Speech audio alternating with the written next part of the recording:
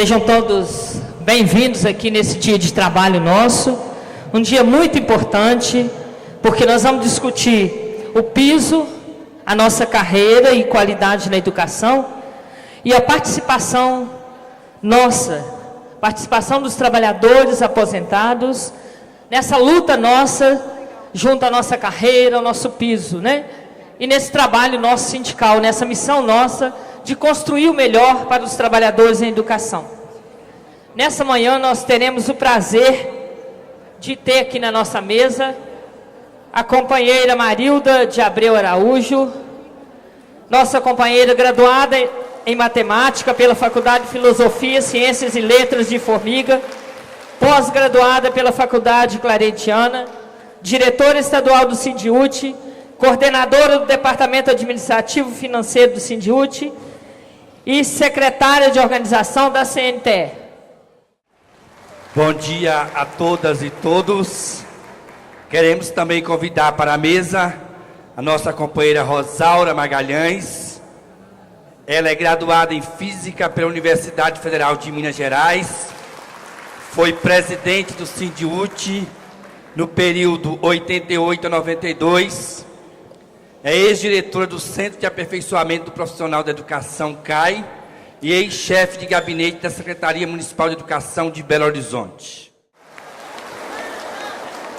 Nós queremos passar a palavra agora para a nossa companheira Marilda.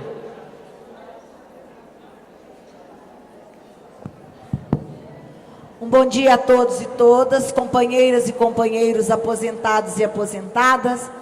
Dizer de carreira, depois da fala da Rosaura, uma bela homenagem da companheira, vai ser um pouquinho complicado, mas nós vamos tentar. Eu quis fazer um resgate das carreiras, gente, desde as LDBs, para a gente entender todo o processo que a categoria dos profissionais da educação passaram por esses anos afora. Tenho certeza que esse resgate, muita gente vai se lembrar, né, do que foi formado. Primeira vez que se fala em carreira do magistério, gente, foi na LDB de 1961, no governo de João Goulart, onde ele fala que a formação de professores se daria em cursos normais de grau médio, tirando a educação da mão da Igreja Católica, que até então a maioria de nossas escolas eram igrejas bancadas pela Igreja Católica. E cria nesse período os institutos de educação, entre eles o Instituto de Belo Horizonte, que passa a fazer formação de professores em nível de especialização. Qual eram as especializações? Professores por área de ensino e os cursos especiais de administrador escolar, supervisor e orientador escolar, o antigo curso de pedagogia em licenciatura curta. Com a abertura do ensino, gente, com a Lei 5692 de 71, onde o ensino passou a ser de primeiro grau e segundo grau, a LDB passa a exigir o curso superior de, no mínimo, de curta duração. E cria-se os estudos adicionais que davam aos direito aos professores com curso normal de lecionar até sexta série. Por quê? Cai-se o exame de admissão, a escola torna-se uma escola aberta e para todos, e não tinha mão de obra qualificada para trabalhar nessas escolas. Como sempre, eles vão enfiando os paliativos para resolver o problema da educação. Me lembro que Demerval Saviani e a Miriam Jorge foram os maiores críticos da formação de professores nessa forma. Ali descaracterizou-se a figura dos cursos normais de habilitação de professores de primeira a quarta. Em Minas Gerais, em 1952, cria-se o Estatuto do Servidor Público. Nesse Estatuto do Servidor, gente, cria-se a figura da promoção. Esta promoção era por antiguidade e por mérito, mas ela nunca se efetivou no governo do estado de Minas Gerais. Nunca houve essas promoções por mérito e por antiguidade. Surge então a Lei 7.109, específica do magistério. E aí, gente, não podemos esquecer que foi num governo de ditadura, no governo do Aureliano Chaves, que surge então o Estatuto do Magistério. Aí ele cria, na Lei 7.109, o acesso e a progressão. As progressões se efetivaram, os acessos não. Com a greve de 82, com o Santo Tancredo, o Tancredo fez anterior ao Tancredo, fez utilizar-se do acesso, com bastante problemas, né? Os professores de primeira a quarta, como não se exigia habilitação para eles, não tinham esse acesso. Os P3, que tinham licenciatura curta, não podiam ir a P5, com uma série de problemas. Como as vagas para acesso seria estabelecida por necessidade do sistema, então virou uma miscelânea de confusão, e quando a demanda fosse maior do que a vaga, então teria que se abrir um concurso interno. Mas o Tancredo bancou, fomos tendo esses acessos. Em 82, com a dificuldade com os professores de primeira a quarta, ele fez aquele acesso que nós chamamos de acesso do Tancredo. Todos os P1s foram a P2, todos os P3 foram a P5, todos os P5s foram a P6. Porque não existia a figura do P2 e P4. Aí cria-se a figura do P2 e P4 e passa a fragmentar as titulações, né? Para ir ao P4 precisava de licenciatura curta, para ir ao P5 de plena, para P6 precisava de plena acumulada com pós-graduação, ou plena acumulada com uma curta, e isso foi dando prejuízo à maioria de nós que estávamos na carreira. Em 1971, gente, cria-se a primeira efetivação no Estado. Como há muito tempo não havia concurso público, ele criou a efetivação. Todo mundo que tivesse 5 anos até 79 seria efetivado na escola e ficaria. Em 81 tem uma nova efetividade, porque já estava em discussão a nova Constituição brasileira e que vedaria o encontro por concursos públicos. Em 84 nós tivemos um concurso e depois só viemos ter em 2000, né? Entra o governo do PSDB, o Eduardo Azeredo, gente, suspende os acessos novamente, dizendo que ele era inconstitucional, porque tinha que ter reserva de vaga, tinha que ter concurso público, etc, etc, etc. De lá para cá, toda a nossa luta foi para a construção de uma carreira única, que atingisse todos os segmentos da educação, e não só o magistério, como era previsto na Lei 7.009. Em 2002, a gente consegue concurso público no governo do Itamar Franco e conseguimos discutir o plano de carreira. Um plano de carreira bem formatado, acessível. Não podemos esquecer que chega a equipe de transição do Aécio, suspende o concurso dos ajudantes de serviços gerais, que até hoje não se definiu ainda o que fazer com aquilo, e suspende a votação em segundo turno do nosso plano de carreira.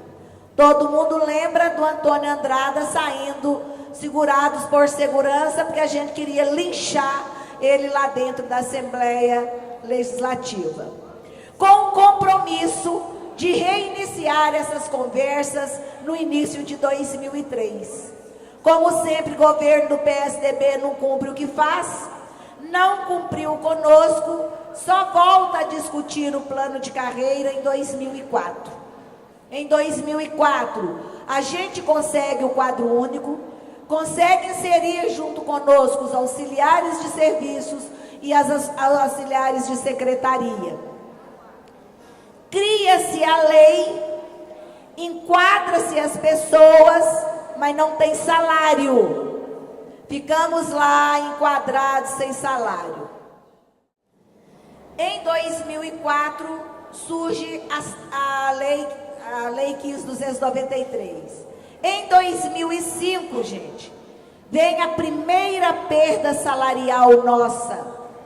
Ao enquadrar nas tabelas os profissionais da educação, eles levaram em consideração apenas o salário que nós recebíamos e não levou em consideração o nosso tempo de serviço. A partir daí, a nossa batalha foi buscar, e o decreto 45.274 de 2009, ele vem para corrigir o tempo de serviço que lá atrás ficou, e não corrigir na íntegra, porque o entendimento nosso era de quem se aposentou na letra E, teria que ser enquadrado na letra P, no final de carreira, no último nível, com salário compatível. Isso não aconteceu. Esse decreto do enquadramento, gente, ele veio em junho de 2010, numa forçação de barra dos outros setores da educação, e ele veio antes do subsídio. Por que que ele veio antes do subsídio? Para o governo do estado novamente fazer economia em cima dos trabalhadores da educação. Logo depois que ele reenquadrou, ele cria a lei do subsídio. O subsídio que acabou com os nossos quinquênios, acabou com os nossos biênios, numa lógica que não daria prejuízo a ninguém. O prejuízo no momento, se a gente analisar, não. Mas futuramente ele traria algumas desvantagens para nós. Nesse meio tempo, cria-se também a nova efetivação. Uma efetivação que vem para descaracterizar a unidade da nossa categoria. Hoje nós temos a figura do efetivo, do efetivado e do designado. Uma efetivação previdenciária, que o governo não assume que ela é previdenciária. Só veio a efetivação porque o governo de Minas devia aos cofres federais, ele devia ao INSS, que toda contribuição do designado tinha que ter ido para o INSS. Então, para garantir a aposentadoria dos nossos companheiros, ele aplica a inconstitucionalidade da lei complementar número 100, que até hoje nós não sabemos o que será dos nossos companheiros. A lei 18.975, que é a lei de subsídio, foi que fez com que a gente entrasse com as ações contra o governo de Minas, para defender o vencimento básico, para defender os nossos direitos adquiridos, para defender toda a lógica da lei do piso, e o governo, mesmo assim, resolve aplicar o subsídio. Mas opcional, se eu quisesse ficar no subsídio, poderia, se eu fizesse na nova carreira, na velha carreira, poderia ficar. Como o volume de retorno à antiga carreira foi grande, e ele sabia que para aquele conjunto daqueles funcionários, ele teria que aplicar o piso, ele novamente aplica o subsídio 2. E aí é que veio o caos total para a nossa categoria. Ao aplicar o subsídio 2, gente, ele faz uma linha de corte novamente que enquadra pelo salário e que o tempo será regulamentado até final de 2015, início de 2016. Nesse enquadramento por tempo, ele faz uma linha de corte dizendo que o tempo só contaria a partir de 1990, eliminando com isso o enquadramento da maioria dos nossos aposentados que se aposentaram antes de 1990. E nós estamos batalhando para essa correção, estamos fazendo todo o possível junto ao governo do estado para que reduza essa implementação. E com muitos erros, gente, o enquadramento foi um caos total. A diferença do novo subsídio, que seria pago em setembro, até hoje não foi pago, nós já estamos em novembro. Eu não vi o contra-cheque deste mês para saber se essa diferença veio. Quem já viu, a diferença não veio. Então o governo do estado nos deve e tem que pagar isso que nos deve. Esses erros levaram a muitos processos administrativos, que o nosso departamento está acompanhando esses processos, devido a eles dizerem que enquadrou pessoas com alguns adicionais de que não tinham direito. A maioria desses adicionais deve ser o Pós-Dias e o biênio, mas o governo camufla. Ele não diz para a pessoa por que está descontando dela. Ele não fala qual o motivo.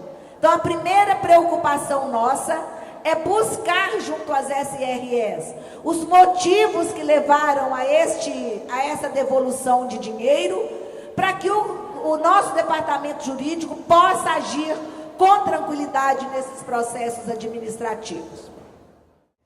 Na semana passada, na audiência pública, que trabalhava um terço de jornada para os professores, nós pedimos a antecipação desse reposicionamento, que em vez de ser em 2015, seja imediatamente.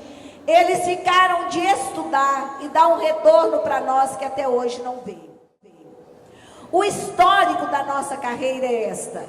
O histórico das nossas perdas são longas. A gente vem perdendo desde o tempo lá da Constituição de 61. Então eu acho que a gente tem que ficar atentos e trazer os problemas ao sindicato. Muitos aposentados ficam prejudicados por não procurar seus direitos junto ao sindicato. Eles têm que nos procurar, têm que conversar, têm que esclarecer, têm que perguntar, né? Eles ficam assim, mas não adianta, adianta sim, pode demorar. Olha o problema do 4,8, que em 7 anos ficou lá para ser julgado, e hoje nós estamos pagando precatório. Olha a compulsoriedade do IPSENG, que descontou o compulsório, nós estamos recebendo. Então a gente, como diz a Rosaura, temos é que participar, entender a importância do nosso sindicato e procurar. Eu vou parar por aqui, porque a gente acha que de carreira, ela é muito individualizada. Às vezes a pergunta de vocês nos ajuda muito mais a esclarecer do que eu ficar citando as leis aqui para vocês. Ok, companheira Marilda. Gente, nós vamos abrir agora para intervenções nossas, né? Propostas, perguntas. E aí, nós queríamos pedir que a pessoa entregasse o crachá e queremos fazer a proposta, né? Pessoa que vier intervir 3 minutos, pode ser? Pode? Então, quem vai fazer alguma pergunta, algum questionamento, apresentar propostas ou avaliar? Maravilhoso, com 900 pessoas aposentadas, nós não podemos perder a oportunidade de estar articulando, de estar organizando esse segmento, né, que representa hoje 70% do Sindiúti, que com certeza é o primeiro sindicato maior de Minas Gerais e é o segundo do Brasil. E é claro que ele tem uma história maravilhosa e eu tenho assim, um grande prazer de ter participado desde 79, como tarefeira, como militante, como quase todas as tarefas, né, dentro do sindicato, diretoria pedagógica e etc. Atualmente eu estou em transição entre BH e Sete Lagoas. Eu nasci e fui criada na cidade de Santana de Pirapama, vim para BH estudar, trabalhar, formei, diretora de escola, inspetora escolar, professora de geografia e principalmente da luta, articulei o tempo todo aqui em Belo Horizonte, dentro da subsede Floresta, qual eu tenho muita honra e deixo, né, a saudade de estar aqui com as companheiras e os companheiros de BH, mas tenho certeza que terei o maior prazer também de estar ajudando, fazendo crescer, melhorando, organizando o subsede de Sete Lagoas. Parabéns, né, à diretoria do sindicato por ter promovido este encontro de aposentados, esse congresso.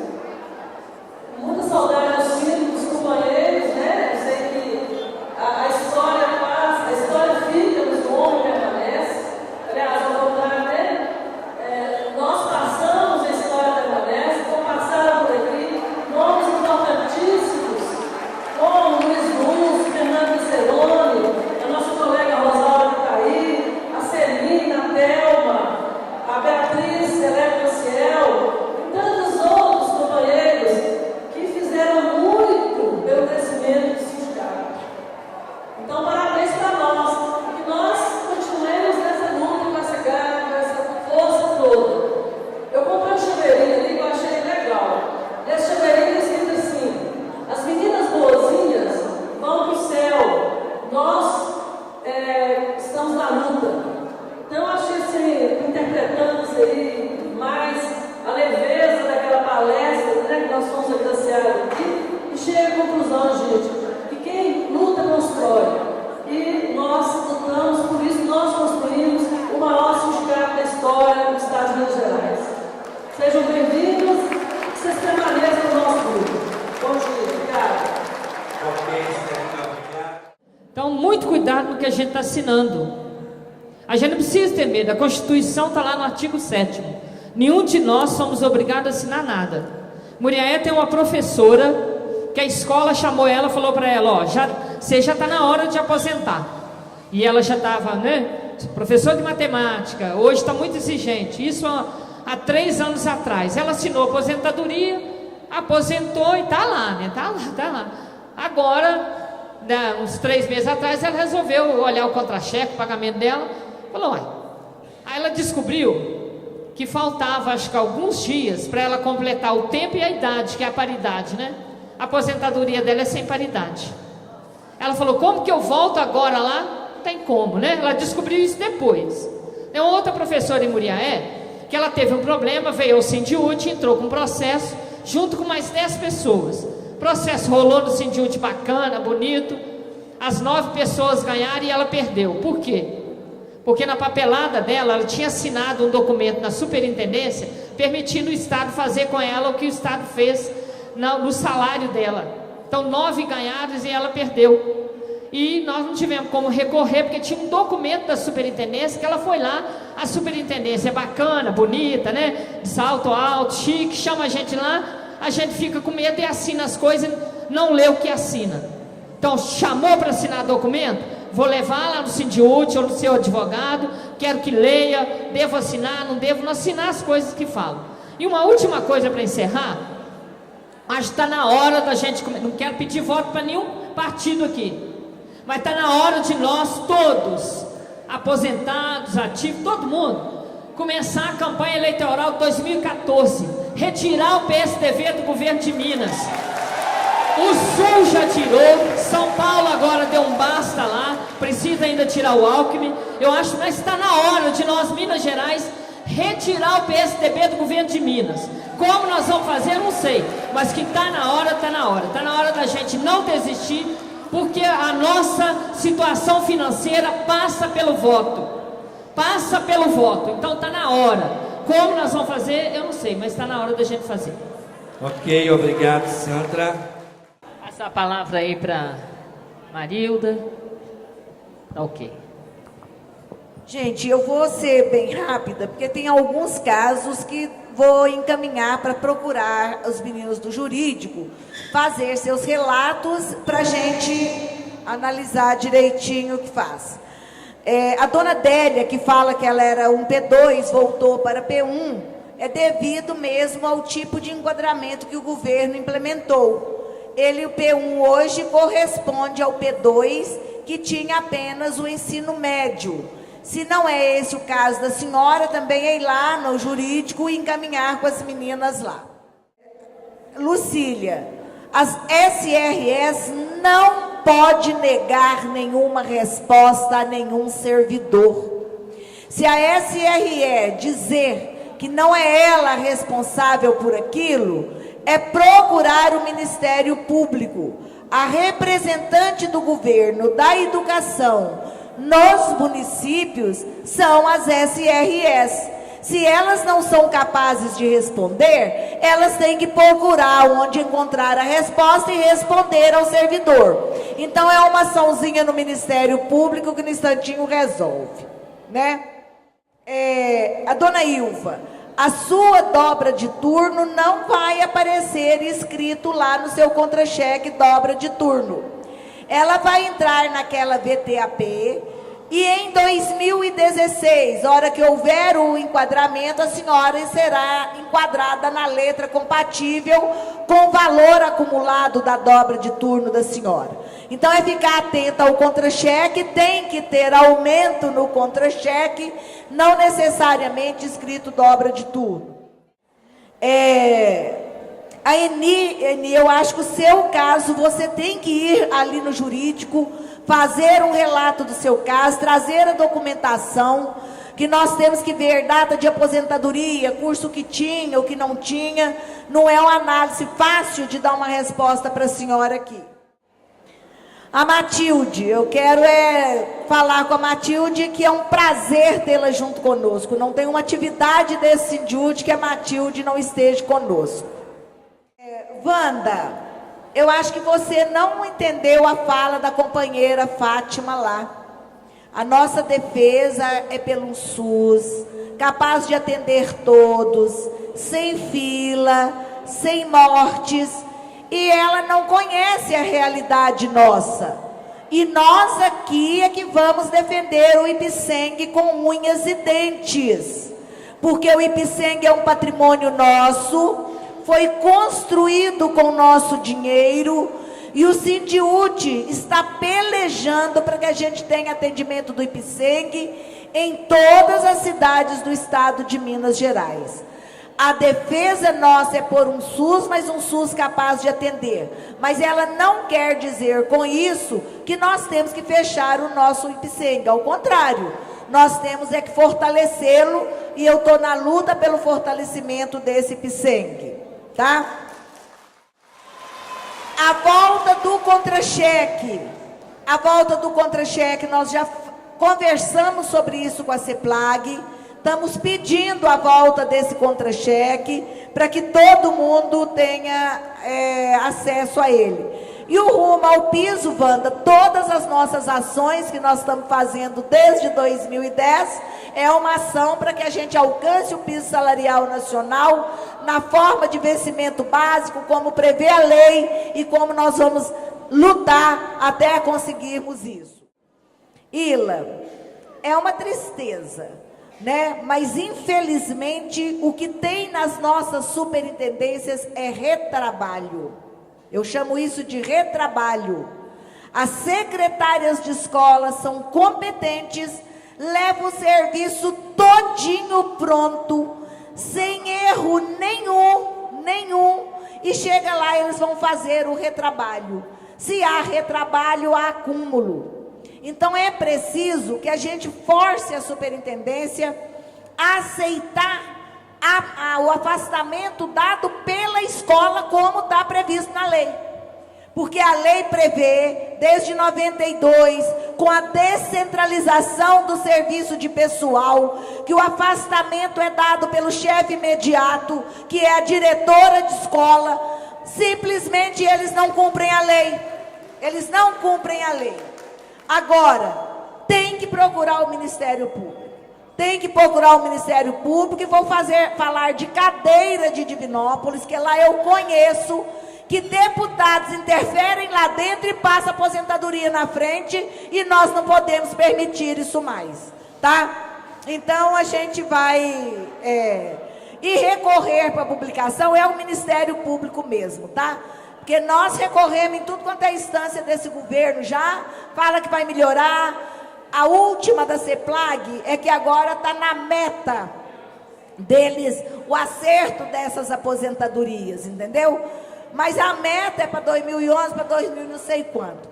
E com concurso público, vão ver se eles param de falar que é porque não tem pessoal. Se não tem pessoal, nomeia, põe lá e vamos resolver o problema. Dona Benevides, eu acho que a lei complementar não tem voto de cabresto.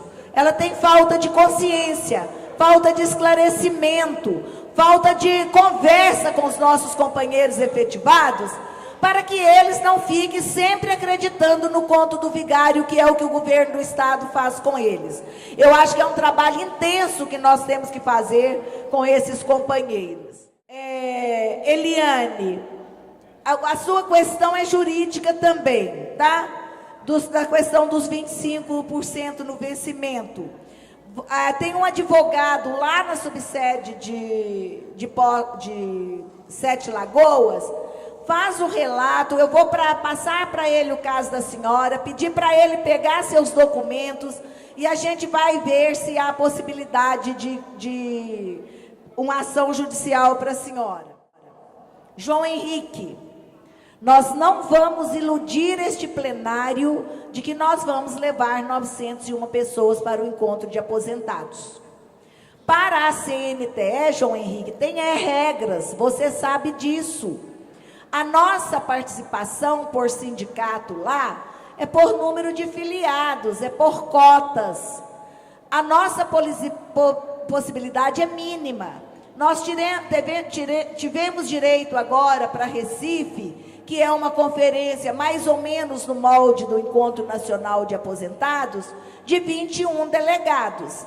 Nós temos que ter um mecanismo da nossa escolha para quem vai nos representar no encontro nacional, seja de qualidade bem democrática, para que os nossos representantes possam fazer um papel bonito lá na CNTE, tá? Vamos fazer outro encontro de aposentados. O João Henrique era um ferrenho cobrador de nós dessa atividade, né? A gente conseguiu fazer em 2012, devemos fazer anualmente nossos encontros de aposentado. Agora precisa que as subsedes se organizem também, né? Com seus coletivos, fazer suas reuniões lá, né? Para poder, quando chegar o encontro estadual, tá tudo organizadinho. Maria de Lourdes, lá de Ponte Nova. Se não há trabalho na subsede de Ponte Nova, tem que cobrar. Todas as nossas atividades são passadas para todas as subsedes. E a subsede de Ponte Nova tem por obrigação encaminhar a todos os filiados, através de cartazes, nas escolas, na própria subsede. Então é uma conversa na própria subsede. A dona Vicentina, lá de Águas Formosas, não tem como o jurídico fazer muita coisa para apressar a aposentadoria, não. Pois é, pera, Léo. Não tem muito o que fazer. Nós estamos tentando, através de uma ação, apressar, agilizar essas aposentadorias. A Daniela está aí, mas eu acho que ainda não tem ganho de causa de nenhuma, né, Léo? Você sabe falar se alguém já ganhou? Não sei, né? Então é ver isso. Agora, a ação mais imediata é Ministério Público, tá? Ela está dando informação que já ganhamos sobre isso, tá? Tá, gente? Estou falando que já ganhou várias, tá? O Manuel Messias só falou da formação dos grupos de aposentados, né? Tem gente aqui que perguntando por que não cumpre o governo de Minas não cumpre a ordem do Supremo, porque ele não cumpre nem a lei que ele faz, que dirá cumprir ordem do Supremo. E não tem uma medida cabível que a gente possa fazer. Nós já entramos com uma ação junto ao Supremo Tribunal Federal, dizendo da questão do nosso piso aqui no governo de Minas, mas não temos resposta ainda, né? o tempo de reposicionamento por letra, que a Leila de Coronel Fabriciano está perguntando, que ela tem 30 anos, só considerou 23, ela é jurídico também, as meninas vão dar conta de fazer essa análise para a senhora. E os contra-cheques eletrônicos, gente, eles não saem as nossas letras. Então, como o governo não está mandando os contra-cheques oficiais, a gente tem que tirar na internet, não sai a letra, tá? Quem aposentou em 98 e 99 tem que fazer a análise jurídica também, se tem perdas ou não, tá? Eu quero agradecer a presença de todos e a paciência. Os advogados nossos do jurídico estão aí, essas pessoas que questionaram podem procurá-los, tá?